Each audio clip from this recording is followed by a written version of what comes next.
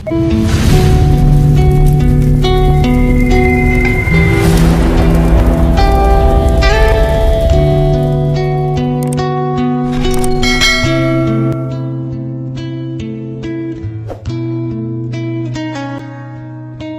saya kuat 3 jam kalau ngaji? Saya ini pecinta umatnya Rasulullah SAW. Umat itu tidak boleh hanya mendengar kata-kata seorang bahak, nggak boleh. Harus mendengar kaifa qala Tubari, wa kaifa qala Al-Baidawi, wa kaifa qala Syafi'i, wa kaifa qala Imam Syafi'i. Saking hormat saya. Cuma saya nyampaikan pancen rileks guyon, karena itu wasiatnya Bapak. Hak kena ngaji guyon. Iku wong bingung kabeh sing ngaji-ngaji.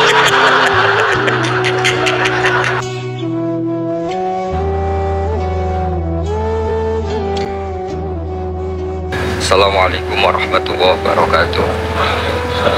Bismillahirrahmanirrahim. Alhamdulillahirabbil alamin. Wassalatu wassalamu ala asyrofil mursalin sayyidina Maulana Muhammadin wa ala alihi washabihi ajmain. Amma ba'du. Sederenge kula takdim teng para sing rawuh. Dongaaken Sayyid Muhammad Ikhlas, muridé mau cerita sangu mbek rabi. Wis dongakno Sayyid Muhammad legowo, ndek murid sing cerita rabi, mbek sangu, mbek nyindir Gus Raub. Ingkang kula hormati wonten Gus Raub, wonten Habib Husain, Habib Syekh Abud, wonten Habib Soleh Al-Kafs, dan ingkang kula hormati. Kula berpikir begini ya. Kula ikrar ya. Kula tak sering bahasa Indonesia mawon. Kula ikrar seikrar-ikrarnya yang diceritakan para saksi tadi, murid-murid beliau adalah benar.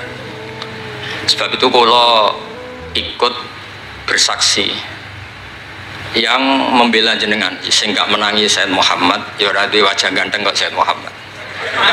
Tapi banggalah nanti mau jenengan mlebu swarga dimodifikasi pun ganteng kowe.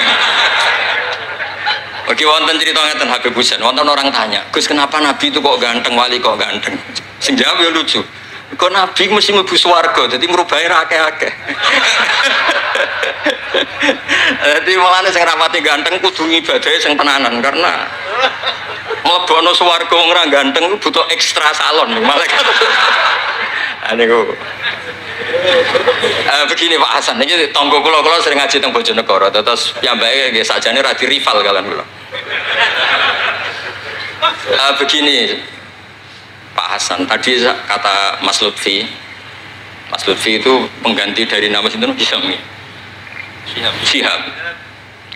Itu begini, ada cerita dan ini semua yang tidak menangis Sayyid Muhammad kedah senang karena hadhil millah atau hadatin ini milik yang menyaksikan Rasulullah SAW juga yang tidak menyaksikan. Ini pokoknya kalau bela mayoritas, secara pemilu mesti menang pulau karena ini mayoritas.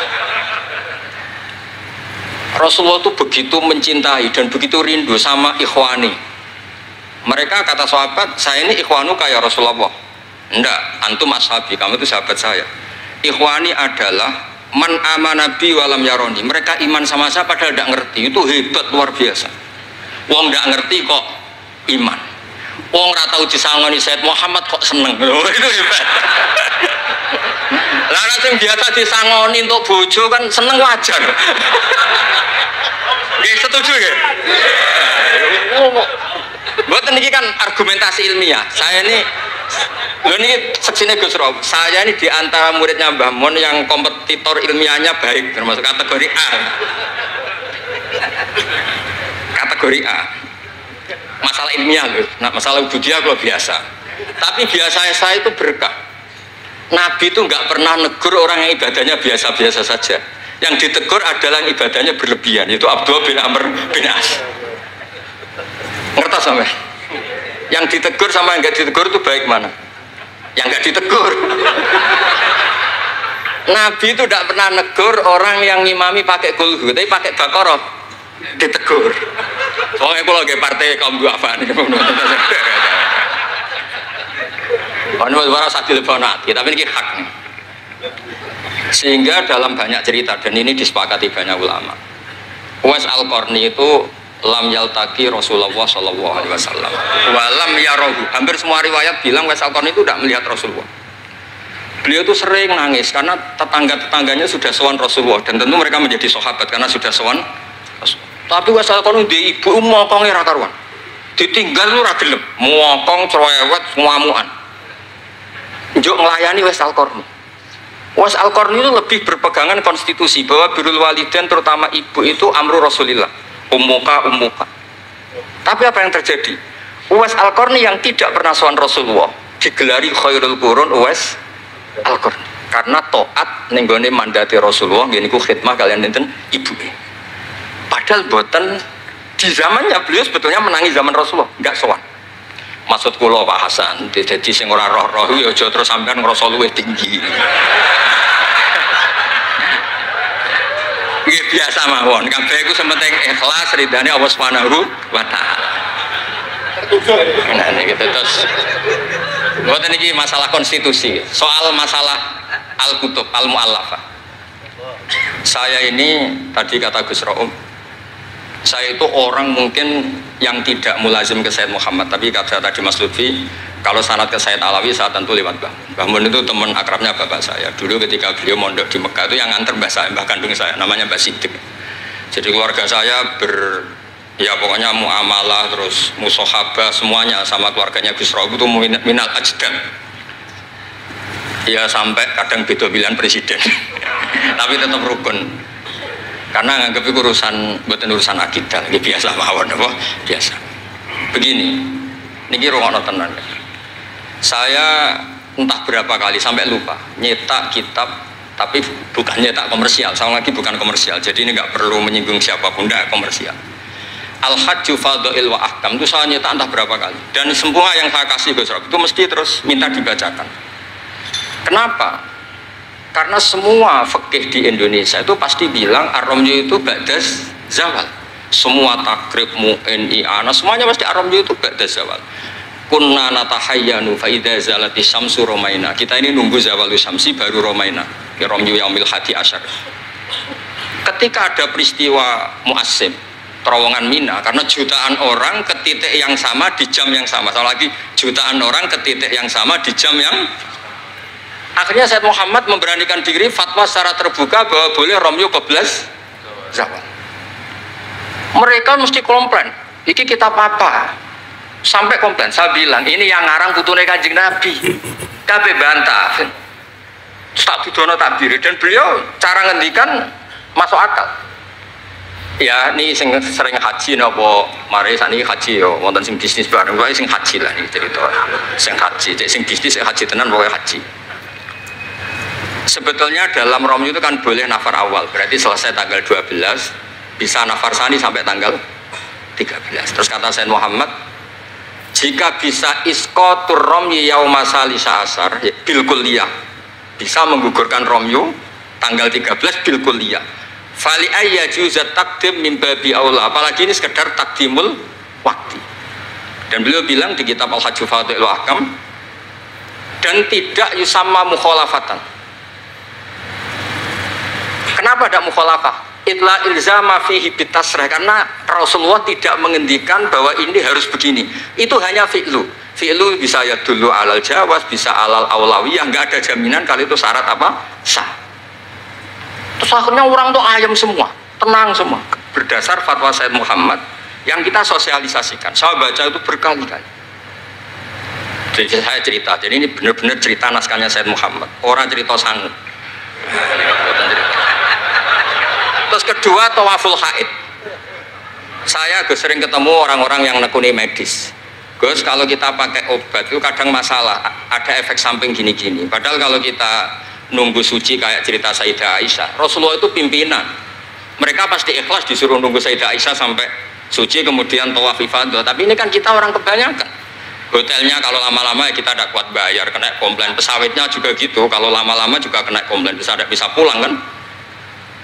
Dan itu kata Sayyid Muhammad sederhana ketika beliau menyarankan tawaful haid itu intikal madhab saja, atau tidak usah intikal.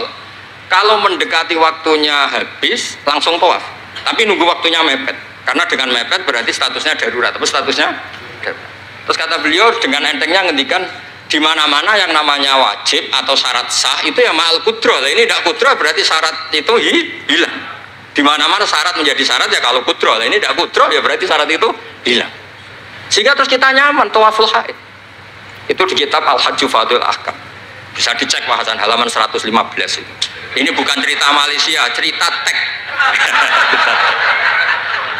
Jadi buat ini serius. Karena tadi kan orang-orang bisa guyon cerita nikah, berarti Anda tukang nikah. Nah kalau sekarang guyon karena ilmu, berarti Anda mubarak betul. Cerita nikah iso guyu, cerita ilmu iso guyu, berarti waras sampean.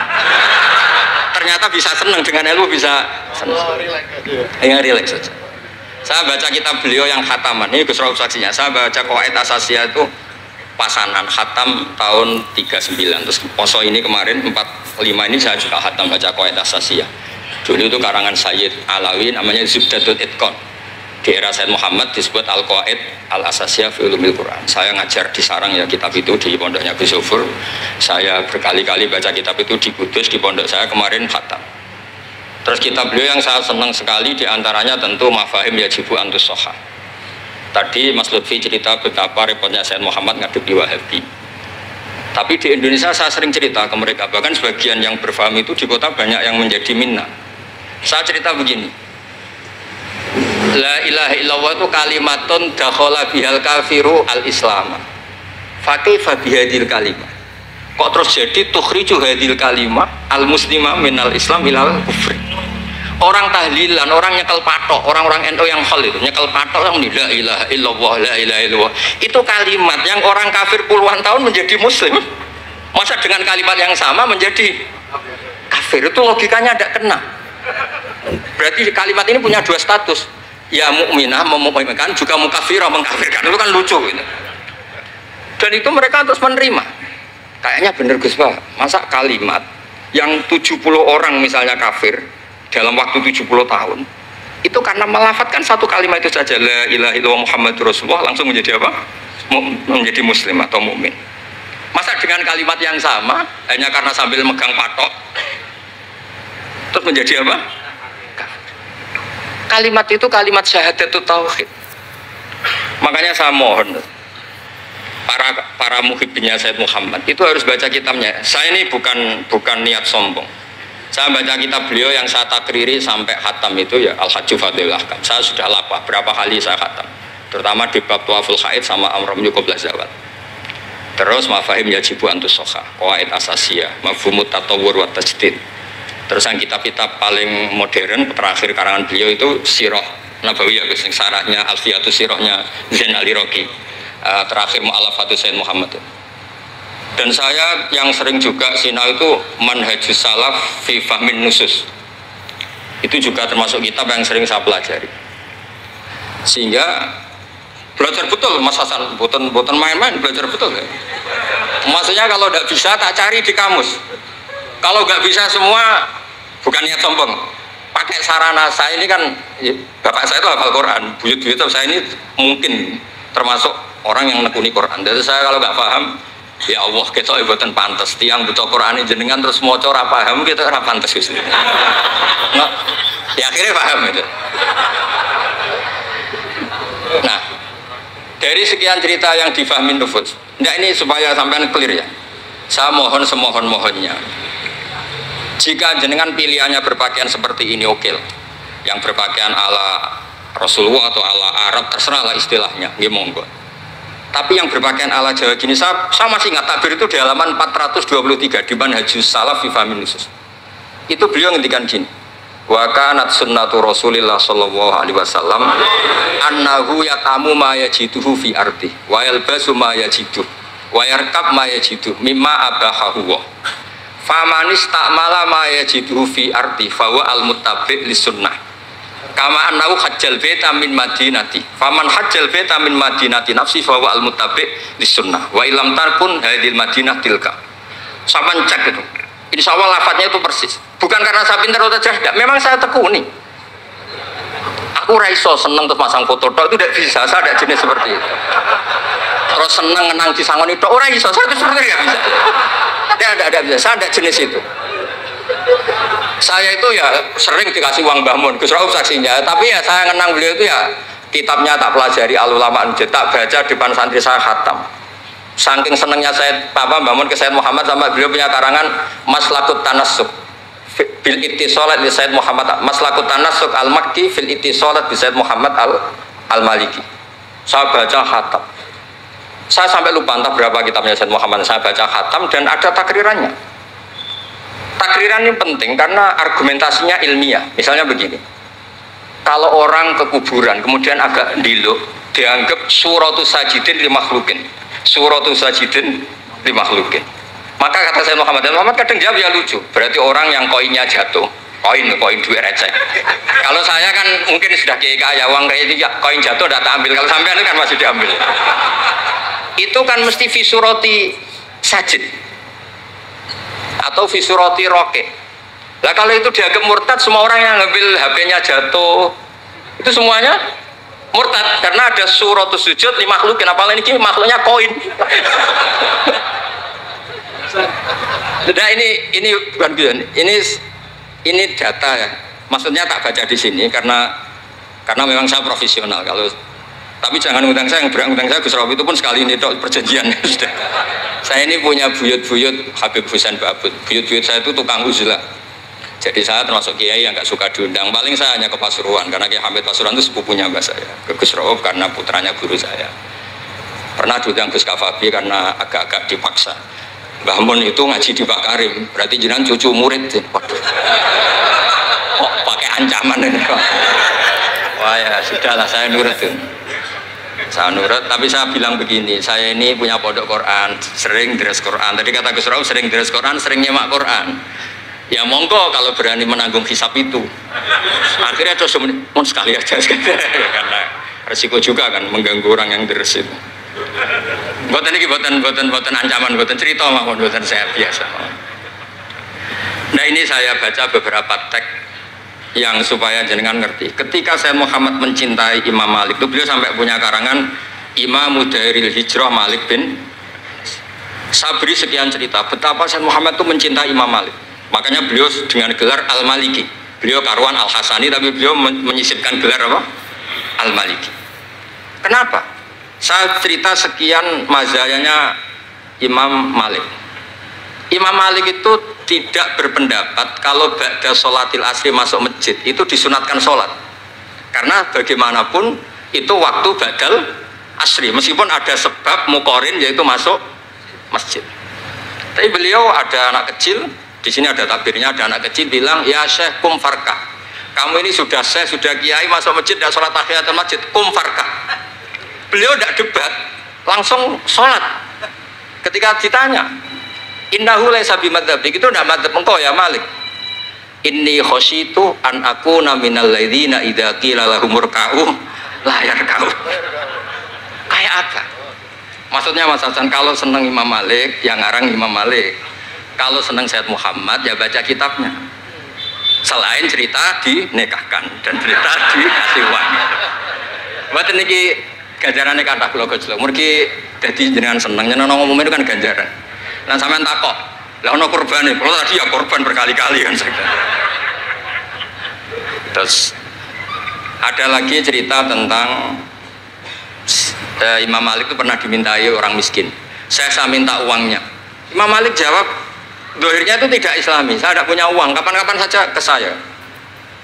Terus kata orang di dekat Imam Malik, lima adalah takulu kama yakulun nas rozaqallah. Kenapa engkau tidak seperti umumnya orang rozaqallah? Enggak jadi. Kata Imam Malik, asyaddu kalimatin ala sa'il. Kalimat terberat bagi sa'il adalah kalimat yang nyimpan roda sa'il. Walau dimna jumlatin, meskipun itu fidinim jumlatin terus. Fa'ana ujillu ismawahi ta'ala an azkurahu liman yakrohu sama'ahu walau dimna jumlatin. Saya ini ingin menyelamatkan nama Allah. Peminta itu paling nggak suka kalau ada kata-kata yang arahnya pokoknya nggak ngasih. Saya ulang lagi, peminta itu paling nggak suka kalau ada kata-kata yang arahnya itu tidak ngasih. Karena peminta ini sudah mangkel, saya menyelamatkan tidak nyebut Allah. Nanti Allah jadi korban. Rozakok Allah, itu Allah kapan? Nyatanya sampai sekarang tidak ngasih rezeki, kan Allah bisa jadi korban kan? Maka beliau gak mau nyebut Allah. Fa'ana ujillu ismawah, saya menghormati nama Allah. Jangan sampai saya sebut di depan orang yang sedang gak suka. Tadi karena ada jawaban yang yufidu raddah. Kenapa yufidu raddah? Yaitu pokoknya tidak ngasih. Kayak apa orang-orang? Saya ulang lagi ya, jadi ini saya termasuk, insya Allah termasuk kompetitor terbaik, termasuk. Bukan apa ya, karena menurut saya seneng orang itu. Saya baca Ikhya itu lupa. Khatam berapa kali itu saya takriri pakai naskah Gus Ro punya, saya naskah maknanya Mbah Zubair saya punya. Ngaji Mbah Mun. Kalau nggak bisa masih pakai kitab Ithaf. Kalau naskahnya beda, saya cari naskah yang lain. Karena saya seneng Ikhya, Minhajul Abidin. Pokoknya kitab-kitabnya Imam Ghazali. Saya seneng kitabnya Mbah Mun, Mbah Zubair, semua. Bukan apa-apa. Takut saya seneng ternyata saya yukhalifu madhab. Saya sebagai pembaca maksudnya ya. Korek itu kalau seneng ternyata dia yukhalifu madhab karena ada baca. Contoh gampang begini, saya tuh sering ketemu orang-orang khusyuk yang tidak ngaji. Gus itu gimana orang-orang sholat pakai baju merah? Tak tunjukkan di Bukhari, babus sholat fi saubil ahmar. Ada yang protes lagi, gimana Gus itu kiai kok sholat kencing? Berdiri, babul kauli iman indah subadati kaumin di Bukhari. Gus, kok ada hadisnya semua? Yang masalah otak kamu kata saya gitu. Lu sampai sholat, sampai kalau sholat kan mikir, ya mikir utang, mikir macam-macam. Itu Imam Bukhari punya bab, babul ifkar, tafsirnya apa? Imam Bukhari pakai bab itu babul ifkar di sholat, bab mikir di sholat. Itu dalilnya lucu bebusan. Kanjeng Nabi itu sholat terus salam ke susu. Ditanya kenapa engkau susu? Saya ingat ada dinar di rumah yang belum saya bagi. Berarti ingatnya kan pas sholat. Sampai ya bedanya Nabi ilingnya barang apik sama nuran. Tapi kan podo lah jalan bab. Jadi kalau suwon kitab-kitab Sayyid Muhammad yang jadi makhrajan hasanan lihadil ummah itu harus kita bela mati-matian. Misalnya begini, Atakoh Somadiyah, mungkin di Jawa Timur disebut Atakoh Kubro yang baca kulhu beberapa kali, yang katanya bapaknya terus masuk surga itu. Itu kan kalau di kampung saya Gus, kalau ada baca gitu yang selain anaknya tak udah kamu udah usah serius ramlah di bapak. Oh anaknya tenang-tenang. Pernah ada orang ngundang saya, Gus, ngocok Atakoh Kubro Gus. Anaknya mau nggak mangkon, monggo pinar, saya pulang. Kenapa Gus pulang? Karena anaknya ra maca wong liya kok maca sembrono ya. Sing ana ning hadis awaladin sholihin yatullah ra ono au kiyayin sholihin yatullah ya. Langsung Gus jenengan ngawur ya dalil. Aku ora ngawur pancen aku wong alim mesti roh tenan. Sing ana ning hadis awaladin sholeh ora au kiyayin sholeh. Jadi anak itu penting, malah monggak manggon tok berokokan. Monggo. Semenjak itu kalau orang undang saya enggak berani kalau enggak khusyuk ngoco. Takut saya pulang. Lah misalnya yang undang Mbak nyangoni saya, sugih saya. Kan mboten ngefek no, teror itu mboten ngefek. Jadi ini penting meskipun guyon, ilmu itu didudukkan. Sayyid Muhammad ngendikan, hadis-hadis tentang jumlah kul huwallahu ahad semuanya itu dhaif. Saya pernah ngaji itu di Kudus cerita gini. Alhamdulillah kok dhaif. Hadis tentang jumlah la ilaha illallah yang banyak, alhamdulillah juga dhaif. Karena kalau itu syarat sahnya harus banyak, berarti begini. Mangqala la ilaha illallah mi'ata marrah lagi dakhalal jannah. Berhubung enggak ada jumlah mi'ata marrah, satu pun sudah dakhalal jannah. Kul huwallahu juga sama, di riwayat Bukhari jelas. Ada orang kalau imami baca kulhu ditanya, kenapa engkau baca kulhu? Li'annaha sifatur rahman, fa'ana uhibbu an aqra'a biha. Kata Nabi apa? Jibril datang, akhbir ya Muhammad, annallaha yuhibbu bihubbihi qul huwallahu ahad. Dan semua riwayat kadang hanya bilang hubbuka iyyaha adkhalakal jannah. Dan enggak ada riwayat hubbuka iyyaha wa qira'atuka alfa marra wa alfa marra lagi dakhalal. Kalau ada riwayat itu innalillahi wa inna ilaihi raji'un. Kita punya masalah besar karena kita nggak kuat baca lama-lama itu udah kuat. Artinya gini, kita harus menjadikan kitabnya Sayyid Muhammad ketika menvonis hadis-hadis yang jumlahnya besar tadi. La ilaha illallah. Soal kamu lakukan tetap baik, kita sepakat itu baik. Tapi jangan jadi aturan hukum. Saya ulang lagi, baca banyak tentu tetap baik, tapi jangan menjadi aturan. Kalau jadi aturan hukum berarti gini. Dakhalal kafiru fil Islam in qara'a la ilaha illallah alfa marrah mi'ata marrah. Itu yang mengislamkan di masjid capek itu. Karena nunggu alfa marrah. Jadi saya mohon karena agama ini yuridu wa bikumul yusra, agama ini Allah inginnya itu mudah. Buistu bil hanifiyatis samha, semuanya itu mudah. Tapi jangan tahawun. Jadi kalau suwon tadi alhamdulillah sudah diduga saya 20 menit karena memang saya ini tidak bisa pidato. Saya kalau ngaji di rumah ini Gus Rob saksinya. Saya ngaji biasa 4 jam, 3 jam ya ngaji. ngaji ada kitabnya, saya baca Jalalain, pikirnya ada Sofi, ada Futuhat Ilahiyah, kadang ada Tobari, itu kuat. Kenapa saya kuat 3 jam kalau ngaji? Saya ini pecinta umatnya Rasulullah SAW. Umat itu tidak boleh hanya mendengar kata-kata seorang bahak, nggak boleh. Harus mendengar kaifa qala Tobari, wa kaifa qala Al-Baidawi, wa kaifa qala Syafi'i, wa kaifa qala Imam Syafi'i. Saking hormat saya. Cuma saya nyampaikan pancen rileks guyon, karena itu wasiatnya Bapak. Hak kena ngaji guyon. Iku wong bingung kabeh sing ngaji-ngaji. Jadi, ya ngoten mawon. Assalamualaikum warahmatullahi wabarakatuh.